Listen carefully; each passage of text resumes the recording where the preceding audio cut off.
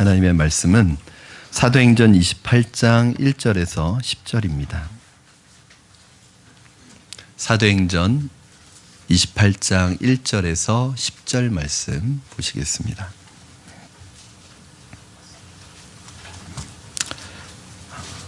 신약 성경으로는 236쪽에 있습니다.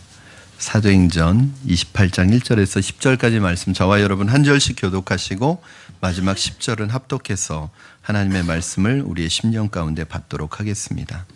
제가 먼저 봉독합니다. 우리가 구조된 후에 안즉 그 섬은 멜리데라 하더라.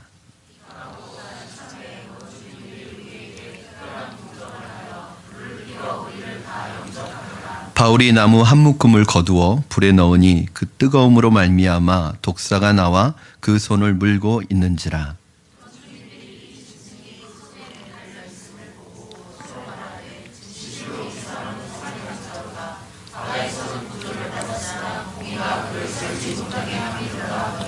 바울이 그 짐승을 불에 떨어 버림에 조금도 상함이 없더라.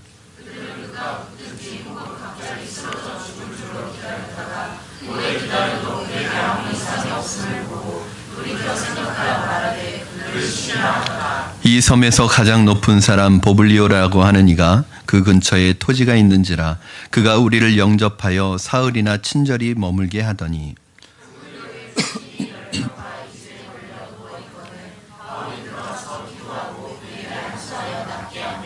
이러므로 섬 가운데 다른 병든 사람들이 와서 고침을 받고 후한 예로 우리를 대접하고 떠날 때에 우리 쓸 것을 배에 실었더라. 아멘. 네, 오늘 사도행전 말씀이 72번째 말씀이고 1월달 안으로 사도행전 말씀은 다 끝날 것 같습니다. 그래서 이제 다음 사도행전 후에 볼 말씀을 기도하고 있는 중인데 구약으로 하면 아마 다니엘서를 여러분과 함께 함께 나누고 싶고 신약으로 계속 이어져 간다면 산상수훈을 여러분과 함께 나누고 싶습니다. 그래서 기도 중이고 다니엘이든 산상수훈이 끝나고 나면 로마서로 말씀을 여러분과 강해하고 싶은 마음이 있습니다. 기도 중에 있고요. 지난 3주 동안 이제 저희가 사도행전 말씀 중에서 특별히 폭풍에 대한 말씀을 살펴보았습니다. 그런데 들리는 얘기에 의하면 이 폭풍에 대한 말씀이 많은 성도님들에게 은혜가 되고 있다고 합니다. 궁금하신 분들은 홈페이지를 찾아가서 못 들으신 분들은 들으시고 그만큼 우리 성도님들 중에 많은 분들이 지금 인생의 폭풍을 경험하고 있는 분들이 많이 있다는 반증이 아닐까 생각합니다. 그 무서운 폭풍 속에서 바울과 그 일행이 살아서 나옵니다. 아무리 잘못된 인간의 리더십으로 말미암아 폭풍에 들어갔다 할지라도 하나님의 사람이 있으면 폭풍을 탈출할 수 있습니다. 이것이 축복입니다. 세상이 왜 이렇게 잘못되었는가, 얼마나 잘못되었는가 따지지 말고 하나님의 사람으로서 여러분이 무엇을 할 수 있는가를 생각하기를 바랍니다.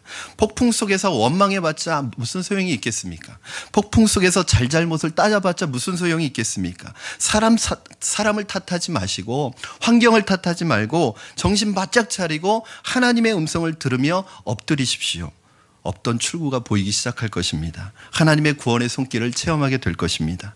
여기에서 중요한 포인트가 있는데 배가 난파당했지만 바울이 구원함을 받았다, 그렇게 얘기하고 있습니다. 지난 주일 본문에 27장 22절 말씀을 보시면 성령의 감동으로 바울이 이런 예언을 합니다. 우리 27장 22절 말씀 같이 읽겠습니다. 시작. 내가 너희를 권하노니 이제는 안심하라. 너희 중 아무도 생명에는 아무런 손상이 없겠고 오직 배뿐이리라. 14절에 보면 44절에 보면 실제로 배에 탄 사람 중에 아무도 죽지 않았습니다. 다 살아났습니다. 자, 여러분, 난파되었지만 바울이 생명을 건졌다. 생명은 살았다. 이거 굉장히 중요한 것입니다. 배는 잃었지만 생명이 살아났다. 재산은 잃었지만 생명은 건졌다.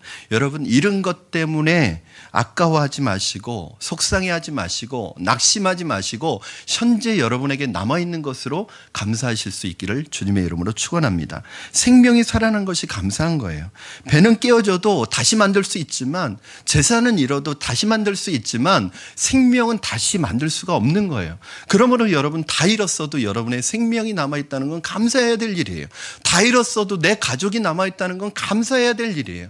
여러분, 돈보다 더 중요한 것들이 많습니다. 재산보다 더 중요한 것들이 많습니다. 눈에 보이는 것보다 더 중요한 게 많아요. 그것이 바로 가족이에요. 생명이에요. 영원한 생명이에요. 여러분에게 지금 가족이 남아있다면 여러분 감사하셔야 합니다. 여러분, 내 생명이 지금 남아있다면 감사하셔야 됩니다. 여러분에게 좋은 교회를 섬기고 있다면 그건 인생에 있어서 가장 큰 축복입니다. 그래서 하나님께서는 우리에게 이 폭풍을 통해서 최고의 것을 얻기 위해서 괜찮은 것을 버리게 하시는 거죠. 여러분, 우리의 인생이 왜 이렇게 힘든 줄 아세요? 내가 다 누리려고 하기 때문에 그래요. 다 붙들고 있기 때문에 그렇습니다. 다 잡고 있으려고 하기 때문에 힘든 거예요. 인생은 집중입니다. 그래서 하나님께서는 이 폭풍이라는 시련을 통해서 우리의 인생에 너무 많이 걸어놓고 다리를 걸쳐놓고 있는 거, 그거 다 정리하게 만드시는 것입니다. 세상에는 돈으로 살 수 없는 것이 많이 있습니다. 사랑하는 가족, 좋은 교회, 영원한 생명, 이것은 어떤 재력가도 그가 가지고 있는 돈으로 살 수 없는 것입니다. 그래서 때로는 이 폭풍을 통해서 돈을 잃으면서 인생에 정말 중요한 것이 무엇인지 깨닫게 하십니다. 건강을 잃어본 사람은 세상이 달라 보입니다. 감옥에 갇혀서 자유를 잃고 감옥에 갇혀 본 사람은 세상이 달라 보이는 거예요.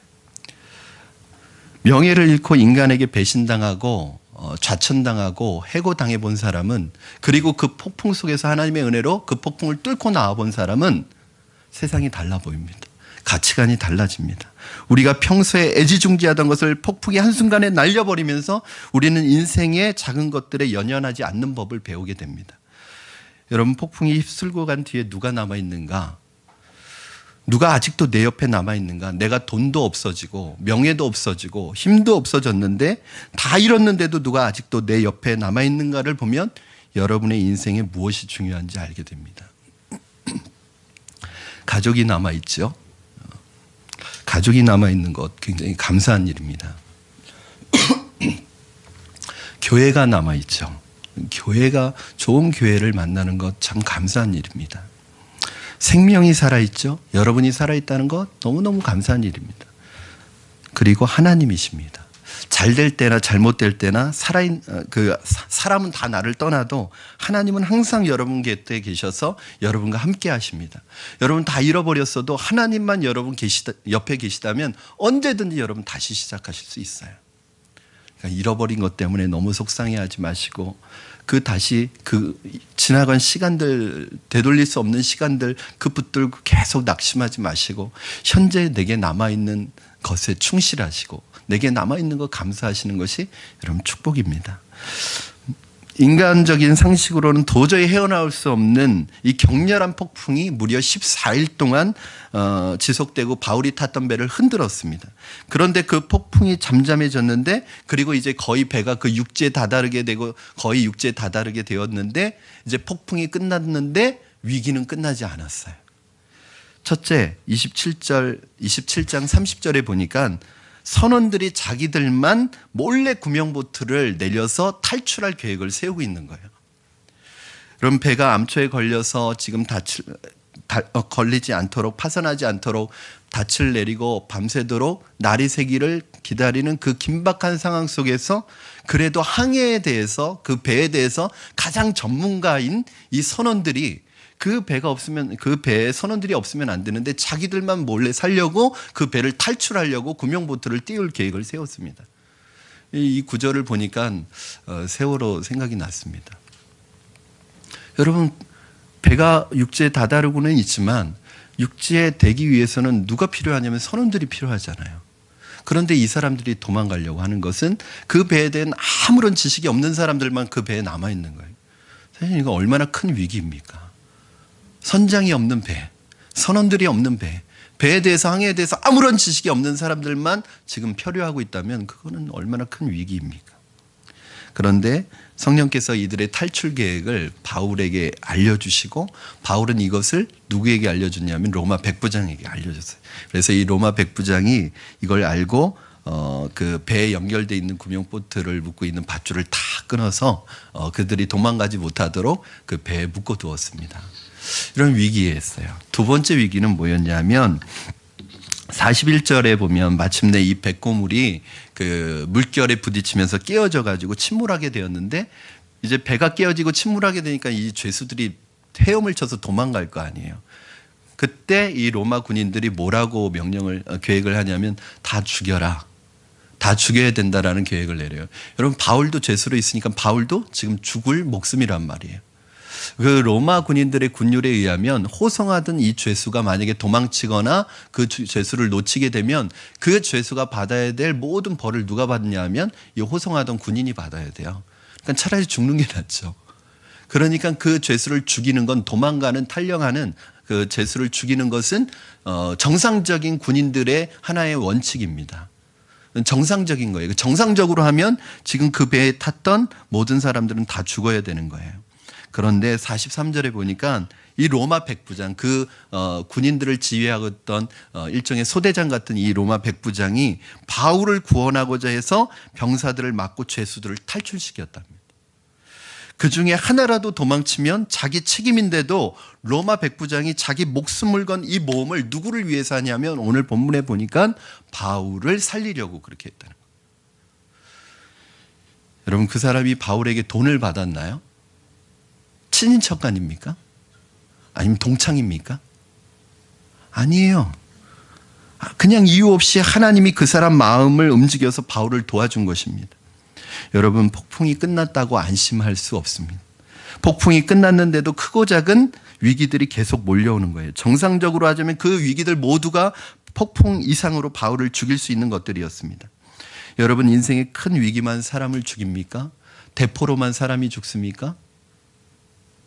총알로도, 칼로도 사람이 죽을 수 있습니다. 큰 지진으로도 사람이 죽을 수 있지만 여진에 죽는 사람도 많이 있습니다.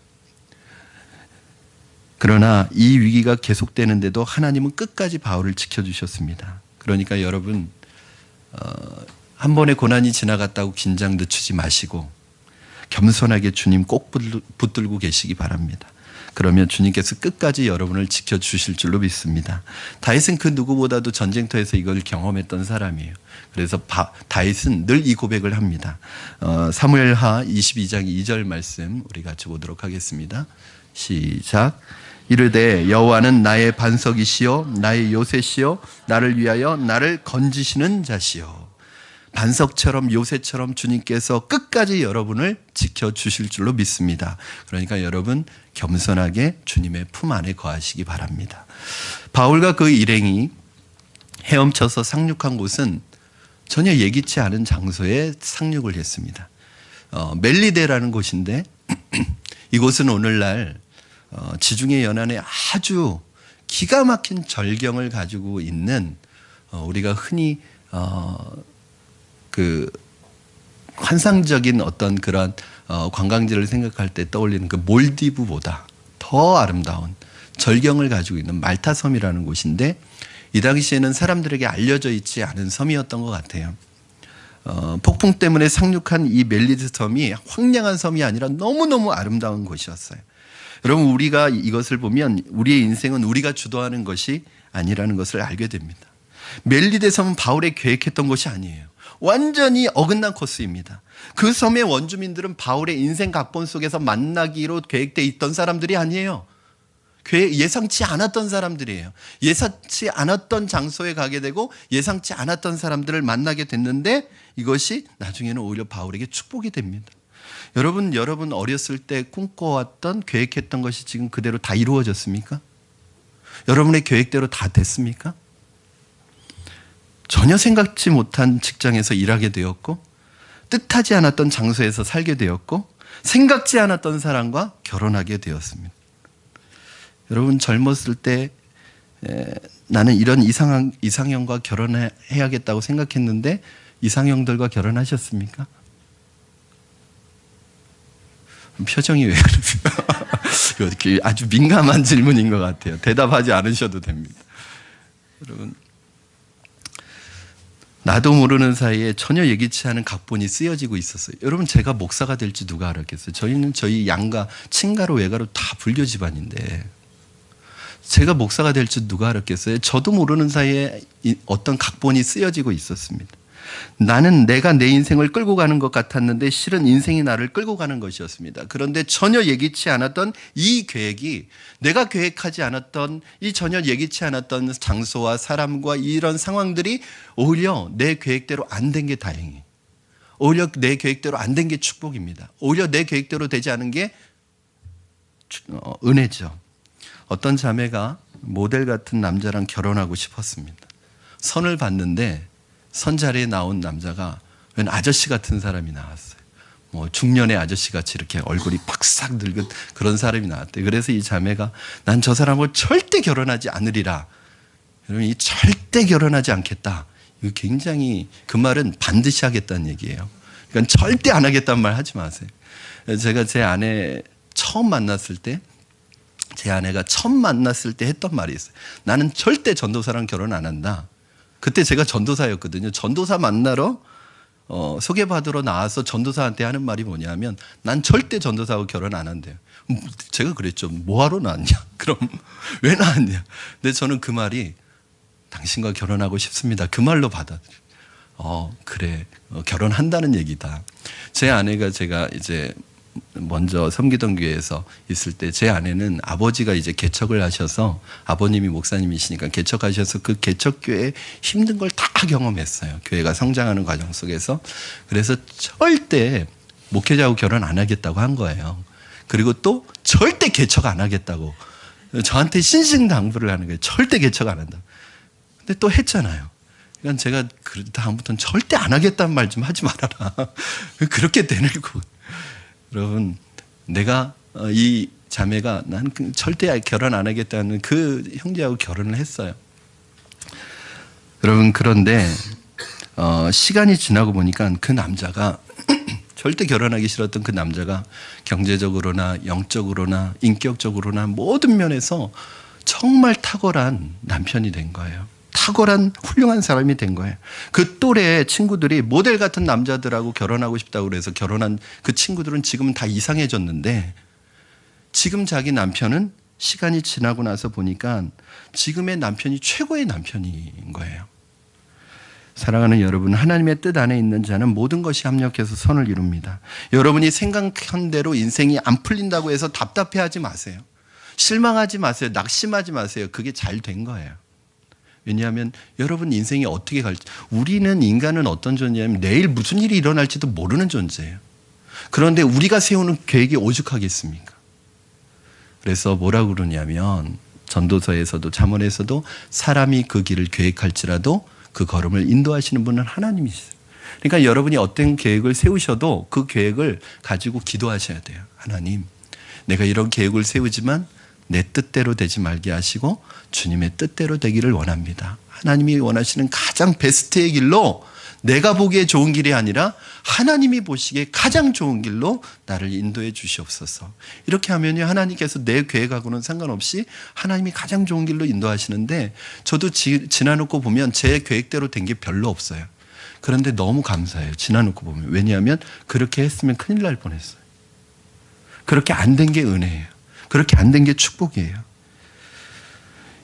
인생의 항해란 이렇게 예측 불허의 사건들이 계속해서 이어집니다. 난파되었지만 살아난 바울에게 있어서 두 번째 축복이 뭐였냐면, 그 땅의 토착민들이, 원주민들이 너무너무 환대를 해준 거예요.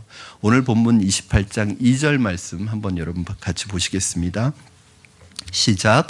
비가 오고 날이 참에 원주민들이 우리에게 특별한 동정을 하여 불을 피워 우리를 다 영접하더라. 특별한 동정. 영어 성경에 보니까 unusual kindness, 특별한 친절과 사랑으로 바울을 대접했대요. 여러분, 하나님의 사람의 특징 중에 하나가 뭐냐면, 이 사람은 빽이 없는데 하나님이 사람의 축복을 준다는 거예요.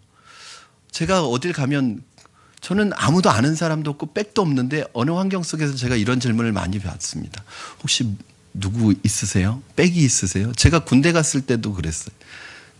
정말 들어가기 힘든 군대에 갔는데 가서 처음 듣는 얘기가 누구 빽으로 왔냐고 그렇게 얘기해요. 제가 개척을 준비할 때도 먼저 께 있던 장로님들이 목사님 무슨 믿는 구석이 있나 보다, 빽이 있나 보다. 그러니까 개척을 준비하는 목사가 저렇게 얼굴이 밝지, 그렇게 생각을 했다는 거예요. 제가 어느 곳에를 가든 그 결정적인 인생의 중요한 결정적 시기마다 그냥 아무 이유 없이 저를 환대하고 저를 친절하게 대해주고 저에게 사랑을 베풀어 준 분들이 너무 많은 거예요. 지나놓고 보면 왜 그랬는지도 모르겠어요. 그분들 중에 믿는 분들도 있고 안 믿는 분들도 있는데 그분들이 저를 친아들처럼 친자식처럼 때로는 자기 자녀보다도 더한 사랑으로 저를 품어주고 저를 그렇게 친절을 베풀었던 분들이 지금 너무 많아요.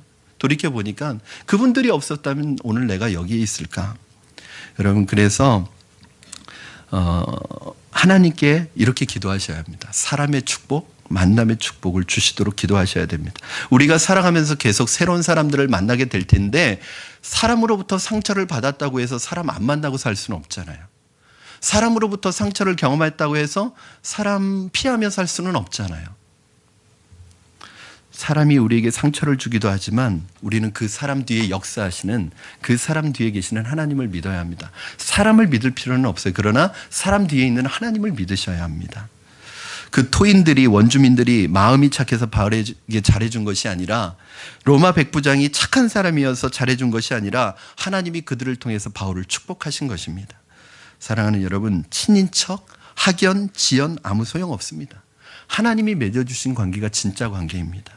저는 그래서 제 자신을 위해서, 아이들을 위해서 빠뜨리지 않는 기도가 있어요. 뭐냐면, 하나님, 우리 아이들이, 그리고 또 제가 어디에 가든지 누구를 만나든지 하나님, 나는 빽도 없고 아무것도 없습니다. 하나님, 만남의 축복을 허락해 주십시오. 하나님의 사람의 축복을 허락해 주십시오. 이 기도 매일이에요. 그리고 또 저희 아이들을 위해서 하는 기도 중에 많은 기도 중에 하나가 뭐냐면, 하나님 저희 아이들이 이름이 호진이하고 서진인데, 하나님, 호진이하고 서진이가 하나님의 때에 하나님의 방법으로 하나님이 정하신 사람과 만나게 해달라고 기도해요. 이건 뭐냐면 아이들이 아직 유치원 다니고 초등학교 1학년인데 배우자를 놓고 벌써부터 기도합니다. 하나님의 때, 하나님의 방법으로 하나님이 정하신 사람을 만날 수 있게 해주시옵소서. 아이들이 새로운 학년에 올라가거나 새로운 학교에 들어갈 때 항상 하는 기도가 뭐냐면, 하나님, 그곳에 가서 좋은 선생님, 좋은 친구들, 좋은 선후배, 좋은 만남의 축복을 허락해달라고 늘 기도합니다. 그런데 지금까지는 그 기도대로 늘 됐어요. 저도 그렇게 됐고 저희 아이들도 그렇습니다. 사랑하는 여러분, 하나님의 은혜로 여러분이 만나는 모든 사람들에게 특별한 은혜와 은총을 받기를 주님의 이름으로 축원합니다. 저는 여러분이 어디를 가든지 사람의 축복을 받기를 원하고, 받을 뿐만 아니라 여러분도 누군가에게 그런 축복의 통로가 되어지시기를 주님의 이름으로 축원합니다. 바다에서 간신히 살아남은 바울이 이제 원주민들로부터 음식도 대접받고 옷도 갈아입고 다른 사람들과 모여서 이제 따뜻하게 음식을 먹으려고 모닥불을 피웠는데, 이제 바울은 그렇게 생각했을 거예요. 이제 모든 게 다 지나갔겠다. 이제 끝났으리라. 안심이 됐을 것입니다. 그런데 그 순간, 안심하는 순간에 뭐가 따끔한 거예요. 보니까 독사에게 손을 물렸습니다. 여러분 아시다시피 맹독을 가진 독사에게 물리면 1분에서 2분 안에 독이 퍼져서 죽게 되어 있습니다. 여러분, 산 넘어 산이라든 이게 무슨 날벼락이에요. 이제 폭풍이 끝났다고 생각했는데 밥을 먹고 몸을 따뜻하게 하고 안심하고 있는데 또 예기치 않은 위기가 찾아옵니다. 여러분, 인생이 이런 것입니다. 하나님의 폭풍을 간신히 뚫고 나와서 이제 좀 살만하다고 싶었는데 전혀 다른 위기가 들이닥치는 거예요. 자, 이제 폭풍을 한번 겪었으니까 폭풍이 한번 또 오면 그 지난번에 겪었던 폭풍을 교훈 삼아서, 경험 삼아서 잘 버텨내리라 생각했는데 폭풍이 온 게 아니라 뱀이 왔어요. 지난번에 겪었던 폭풍에 대한 경험이 아무 소용이 없는, 여러분, 인생을 오래 산다고 고난에 익숙해지시나요? 인생을 오래 살면 고난이 편해지시나요? 아니에요. 고난은 당할 때마다 힘들어요. 고난을 많이 당했다고 고난이 안 있는 게 아니에요. 왜냐하면 고난이 올 때 똑같은 고난이 오는 게 아니거든요. 왜 하나님께서는 이렇게 바울에게 산 넘어 산처럼 어려움을 계속 주시는가? 아니, 왜 살아있는 276명의 사람들 중에서 왜 예수님 가장 잘 믿는 바울에게, 왜 하나님의 일을 가장 열심히 하는 바울에게 이런 일이 일어나는가?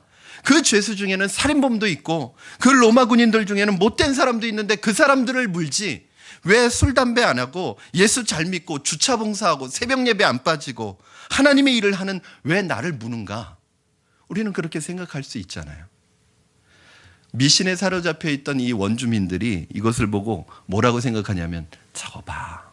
저건 정의의 신이 내린 심판이야. 벌이야. 이 사람이 벌 받아서 바다에서 죽을 뻔했지만 겨우 살아났지만 결국 저 사람은 죄 때문에 이런 심판을 받는 거예요. 그리고 하나같이 뭐라고 하냐면 지금 바울이 독사에 물린 건 저 사람이 죄 때문이라고 말하기 시작했어요.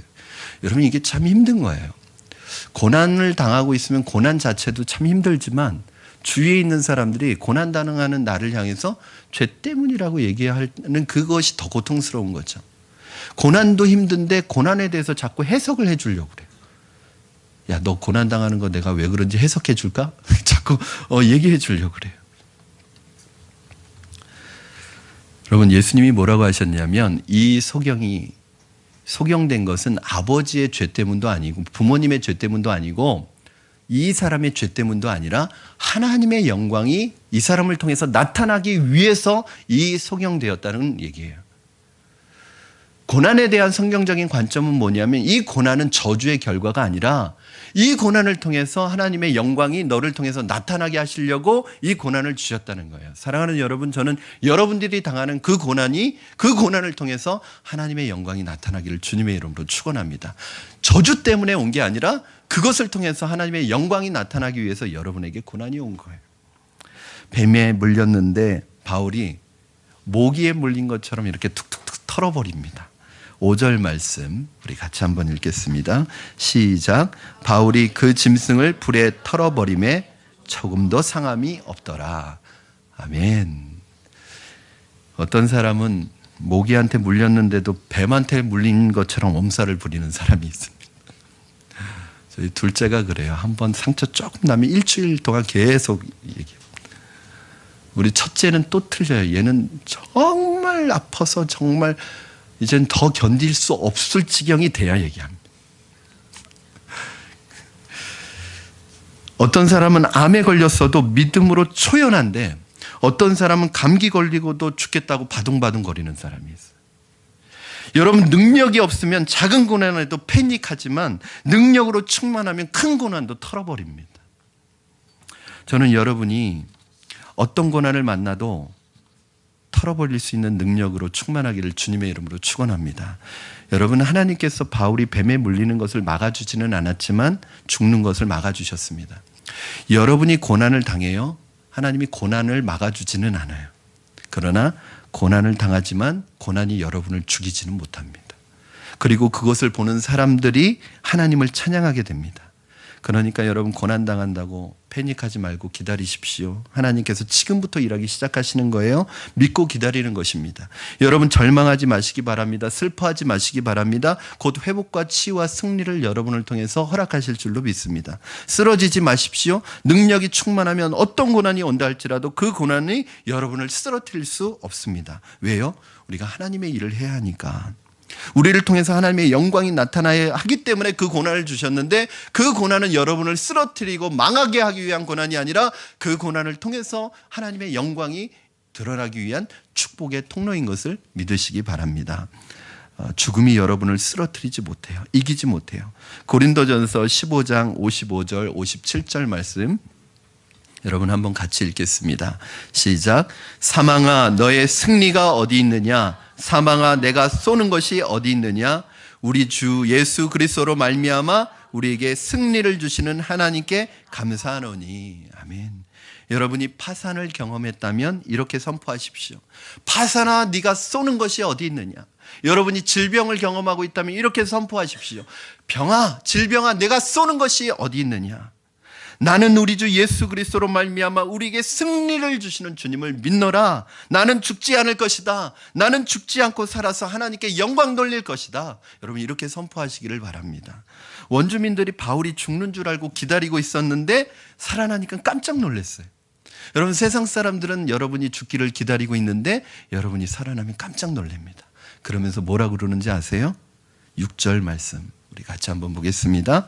시작. 그들은 그가 붙든지 혹은 갑자기 쓰러져 죽을 줄로 기다렸다가 오래 기다려도 그에게 아무 이상이 없음을 보고 돌이켜 생각하여 말하되 그를 신이라 하더라. 아멘. 안 죽으니까 이 원주민들이 바울을 보고 신이다 하면서 그 앞에 다 엎드리는 거예요. 여러분, 인간이 이렇게 간사합니다. 몇 분 전까지만 해도 저 사람은 저주받아서 저런 거야, 그러던 사람들이 갑자기 추종자로 돌변을 합니다. 이게 사람이죠. 그러므로 여러분, 사람들의 비난에 너무 기죽지 마시기 바랍니다. 사람들의 칭찬에 너무 오버하시지 마시기 바랍니다. 사람들의 칭찬과 비난은 한순간에 뒤바뀔 수가 있어요. 사람들이 나를 어떻게 생각하느냐가 중요한 게 아니에요. 이 세상의 비난은 하나님의 능력 앞에 잠잠해질 줄로 믿습니다. 여러분을 누군가 비난하고 뒤에서 근거 없는 루머를 퍼뜨려서 여러분을 비난하고 여러분을 모함할 때 일일이 따라다니면서 그거 상대하지 마세요. 일일이 따라다니면서 대꾸할 필요 없습니다. 그러면 여러분 똑같은 수준의, 유치한 수준의 사람으로 떨어지게 되어 있습니다. 그저 여러분 성령 충만하십시오. 하나님의 능력으로 충만하십시오.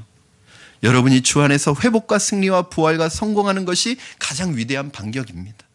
안 된다 했는데 되면 그것이 여러분 위대한 반격입니다. 저 사람 망한다, 저 사람 죽는다 했는데 여러분이 부흥하고 여러분이 살아나는 것을 보면 그것이 가장 위대한 반격입니다. 바울이 그렇게 되었습니다. 그렇게 되니까 사람들이 거기서 하나님의 영광을 보았습니다. 그럼 뱀이 물지 않았다라면 개인적으로 바울에겐 좋았겠죠. 그러나 뱀이 물지 않았다라면 절대 볼 수 없는 하나님의 영광을 사람들이 볼 수 없는 거죠. 여러분이 고난을 당하지 않으면 좋죠. 그러나 고난을 당하지 않았다라면 고난을 통해서, 고난을 이겨나가는 이 과정들을 통해서 하나님이 영광이, 절대 볼 수 없는 하나님의 영광이 드러날 수 없는 거죠. 사람들에게 보여줄 수 없는 거죠. 그래서 여러분 그렇게 기도하십시오. 하나님, 현재 내가 겪고 있는 이 고난이 나를 죽이고 망하게 하는 것이 아니라 하나님의 영광을 드러내는 축복의 통로가 되게 하여 주시옵소서. 저는 여러분이 이 고난을 이겨내는 과정이 주위에 있는 사람들에게 던져주는 영적 메시지라고 생각합니다. 한 권사님이 모든 사람들이 원망과 불평과 저주를 쏟아붓는 그 중환자 병동에서 죽는 순간까지 얼굴에 웃음을 잃지 않고 늘 미소를 잃지 않고, 자기도 몸이 참 힘들 텐데 옆에 있는 병상에 있는 사람들, 그 병동에 있는 사람들 돌아다니면서 위로하고 격려해주고 손잡고 기도해 주셨대요. 그리고 돌아가시는 순간까지 그렇게 평안하게 돌아가셨대요. 그 권사님이 돌아가시고 나서 그 병동의 대부분의 사람들이 예수님을 믿었다는 거예요. 한 장로님이 사업이 망해서 회사 문을 닫으면서 끝까지 직원들에게 최선을 다해서 퇴직금을 다 챙겨주고 회사를 정리했답니다. 그 모습을 보면서 그 회사의 불신자였던 격리과장으로서 있었던 이 사람이 그 과정을 보면서 예수님을 믿게 되었대요. 그러면서 이 사람이 이렇게 얘기하더라는 거예요. 사장님, 저는 사장님처럼 아름답게 망하는 사람은 처음 봤습니다. 제가 여러 회사에, 중견회사의 격리과장을 맡아봤지만 대부분의 사장들은 자신들이 부도나고 어려워지면 자기가 돈 챙겨가지고 자기 야밤도주하거나 자기 도망갈 궁리만 하는데, 사장님처럼 끝까지 이렇게 직원들을 책임져주고 직원들을 위해서 헌신하는 분은 제가 처음 봤습니다. 사장님이 믿는 예수님이 궁금해졌습니다. 그리고 예수님을 믿었다는 거예요. 사랑하는 여러분, 여러분이 고난을 이겨내는 모습을 통해서 사람들이 하나님의 모습을 보기를 바랍니다. 이제 바울의 인생에서 위기가 서서히 축복으로 바뀌기 시작합니다. 7절에서 10절을 보니까 이 보블리오라는 사람이 등장하는데 그 섬의 최고 지도자입니다. 좋은 말로 하면 최고 지도자고 원래대로 말하면 추장입니다. 이 사람이 바울을 대접하는 도중에 열병으로 사경을 헤매던 부친을 보여줬고, 이 부친이 이 바울이 안수기도 할 때 병이 나왔습니다. 진짜 보석은 여러분 어디에 갖다 놔도 빛을 내요. 진짜 보석은 아무리 구석진 데 갖다 놔도 빛을 내게 되어 있습니다. 바울이 오늘 안수기도 하는 날이다, 치유하는 날이다 얘기한 게 아니에요. 바울이 스치기만 하면 병든 사람은 치유를 받고 귀신 들린 사람은 귀신이 쫓겨나고 눌린 사람들은 영적 자유함을 누리게 됩니다. 여러분, 사역은 만들어서 하는 게 아닙니다. 여러분 눈앞에 하나님이 데려다 놓는 사람이 사역이에요. 여러분의 눈앞에 병든 사람이 있으면 그날은 치유 사역하는 날입니다. 그 사람 위해서 기도해 줘요. 여러분, 목사의 기도가 더 용한 게 아니에요. 이건 자꾸 우리가 그렇게 생각하면 안 돼. 예수 믿는 사람에게는 하나님 똑같은 능력을 주셨어요. 여러분들이 믿음으로 기도하면 낫습니다. 그 사람 치유하는 날.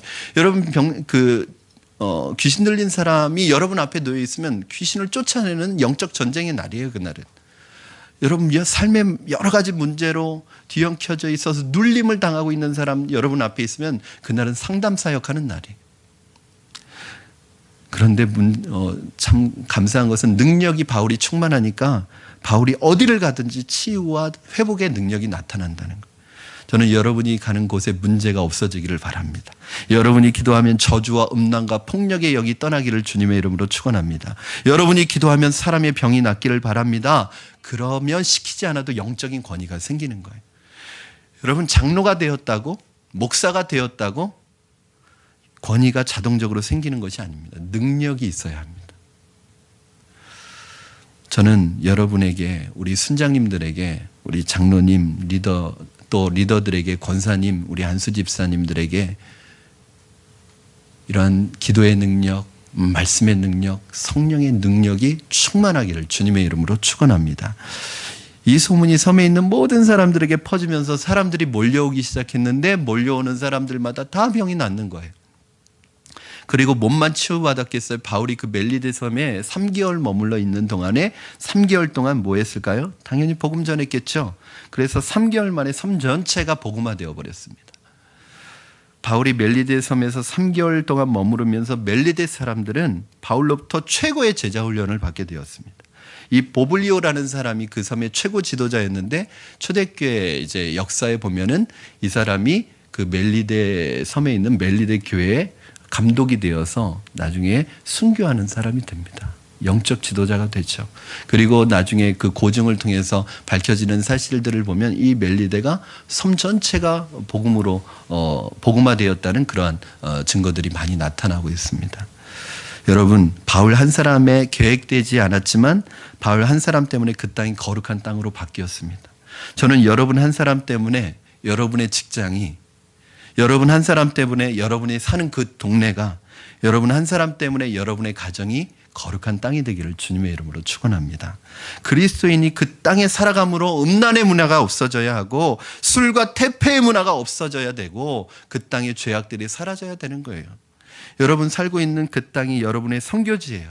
여러분 선교를 해외로도 나가야 되지만 여러분에게 맡겨주신 선교지는 여러분의 직장이고 여러분의 가정이고 여러분의 동네가 여러분의 선교지예요. 그 선교지에서 여러분 빛과 소금으로서 여러분의 맡겨진 사명을 가지고 살아가시면 그 땅이 거룩한 땅으로 바뀌어지게 되어 있습니다.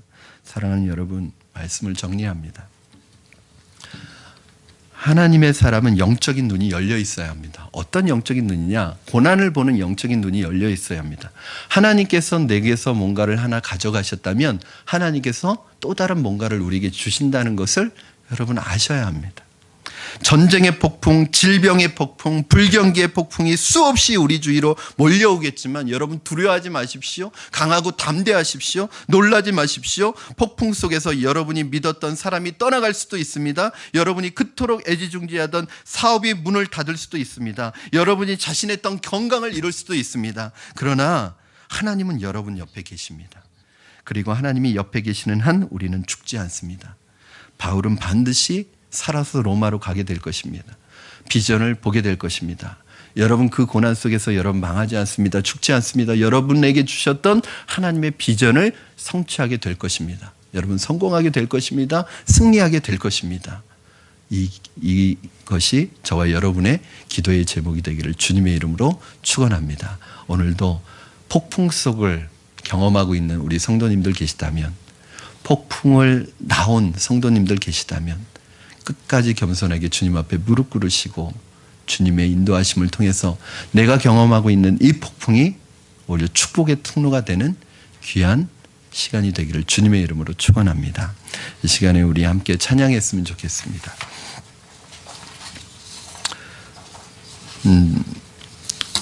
폭풍 속에서 폭풍이 우리를 두렵게 하고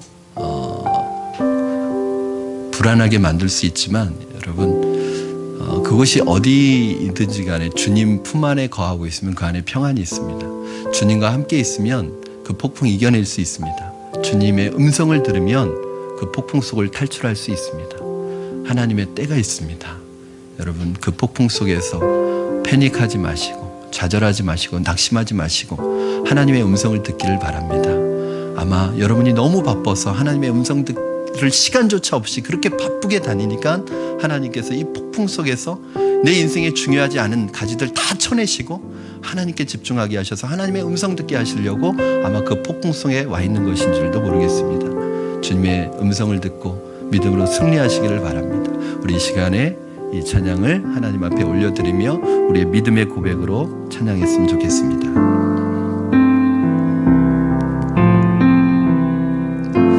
주 품에 품으소서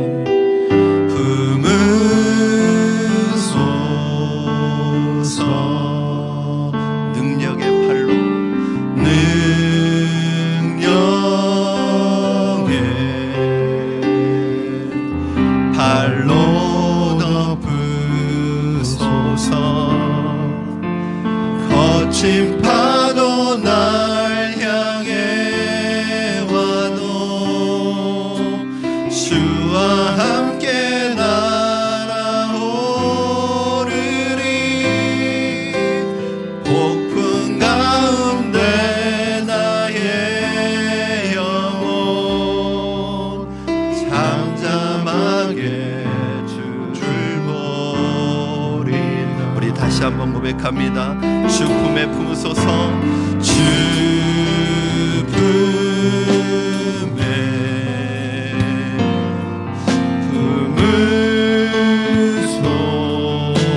품으소서 능력의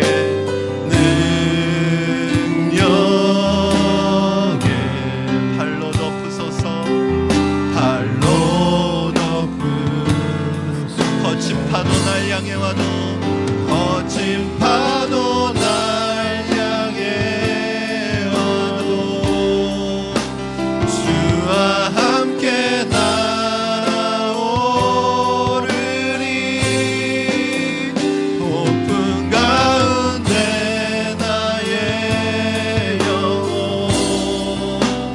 잠잠하게 주를 보리 주님 안에 나 거하리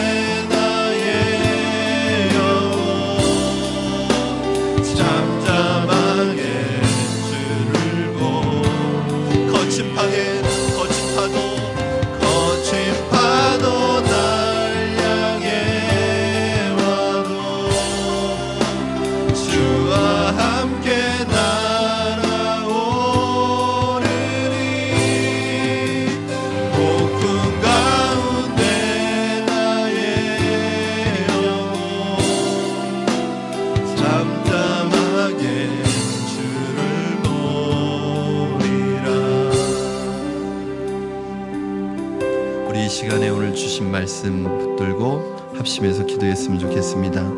하나님, 우리가 경험하고 있는 이 폭풍이, 우리가 경험하고 있는 이 고난이 하나님 우리를 망하게 하는 고난이 아니라, 우리를 죽이는 고난이 아니라, 우리를 실패하게 하는 고난이 아니라 이 고난을 통해서 하나님의 영광이 드러나는 축복의 통로가 되게 하여 주시옵소서. 이 고난 속에서 하나님 믿음의 사람으로 다듬어지게 하시고 하나님의 사람으로 다듬어지게 하시고 우리가 밟는 모든 땅이 거룩한 땅으로 바뀌게 하여 주시고 나를 통하여 하나님의 영광이 우리 가족들에게, 우리 이웃들에게, 내가 아는 모든 사람들에게 나타나게 하여 주시옵소서. 아버지 하나님, 고난 속에서, 폭풍 속에서 세상의 모든 소리를 다 스톱하게 하시고 오늘 주님의 음성 듣게 하여 주시옵소서. 주님의 음성으로 일어나게 해달라고 우리 이 시간에 결단하며 고백하며 기도하겠습니다. 살아계셔서 역사하시는 하나님 아버지 감사합니다. 하나님 오늘 주시옵소서. 오늘 하나님의 음성 속에서, 고난 속에서 하나님의 음성을 듣게 하여 주시옵소서. 아버지, 우리가 당하는 고난이 망하는 고난이 아니라 실패하는 고난이 아니라 하나님 아버지 주님의 영광을 드러내는 축복의 통로가 되게 하여 주시옵소서. 고난은 변장된 축복이라고 하나님 우리가 알고 있습니다. 이 고난을 통하여 빛나게 하여 주시고 승리하게 하여 주시고 성공하게 하여 주시고 일어나게 하여 주시고 힘을 얻게 하여 주시고 성숙하게 하여 주시고 성장할 수 있도록 주님 우리의 고난을 사용하여 주시옵소서. 우리가 가는 곳마다 거룩한 땅이 되게 하시고 우리가 가는 곳마다 놀라운 역사가 일어나게 하여 주시고 우리가 밟는 모든 땅들이 우리의 고난을 통하여 하나님의 영광을 볼 수 있도록 주님 축복하여 주시옵소서. 고난 속에서 하나님의 음성을 듣게 하여 주시고 고난 속에서 주의 음성을 듣게 하시고 하나님의 능력으로 일어나게 하시고 하나님의 능력으로 승리하게 하여 주시고 하나님의 능력의 손을 경험하는 시간이 될 수 있도록 주님 축복하여 주시고 역사하여 주시옵소서. 살아계신 하나님, 주님의 은혜를 감사합니다. 고난이 힘들고 어렵지만 고난을 안 당하면 좋겠지만 이 고난을 당하지 않았더라면 우리를 통해서 나타날 수 있는 하나님의 영광이 드러나지 못하고 또 하나님 그러한 하나님의 영광을 사람들에게 비칠 수 없기 때문에 하나님 오늘 우리를 하나님께서 축복의 통로로 사용하시는 줄 믿습니다. 고난 속에서 폭풍 속에서 하나님 좌절하지 말게 하시고 절망하지 말게 하시고 낙심하지 말게 하시고 슬퍼하지 말게 하시고 답답해하지 말게 하시고 하나님께서 주시는 새로운 힘으로 성령 충만으로 일어나게 하여 주시옵소서. 하나님 고난이 변하여 축복이 되게 하시고 고난을 통하여 영광스럽게 하여 주시고 빛나게 하시고 성숙되어지게 하시고 성장하게 하시고 하나님의 사람으로 변화되어지게 하여 주시옵소서. 하나님 우리가 가는 곳마다 문제가 사라지게 하시고 어둠이 사라지게 하시고 우리가 밟는 모든 땅이 우리 가정이 우리의 직장이 우리의 사업장이 우리가 가는 그 지역이 우리로 인해서 거룩한 땅으로 바뀌어지는 은혜를 허락하여 주시옵소서. 감사드리며 예수님의 이름으로 기도하옵나이다. 아멘. 아멘. 우리 다 같이 자리에 일어나셔서 하나님 앞에 봉헌하도록 하겠습니다.